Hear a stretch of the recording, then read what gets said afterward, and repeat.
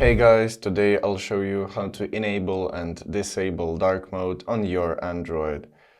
So let's get started. So firstly open WhatsApp and tap the three-dot menu in the top right corner and open settings.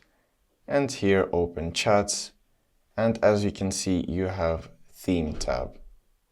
So choose dark and tap OK, and this will enable dark mode in WhatsApp.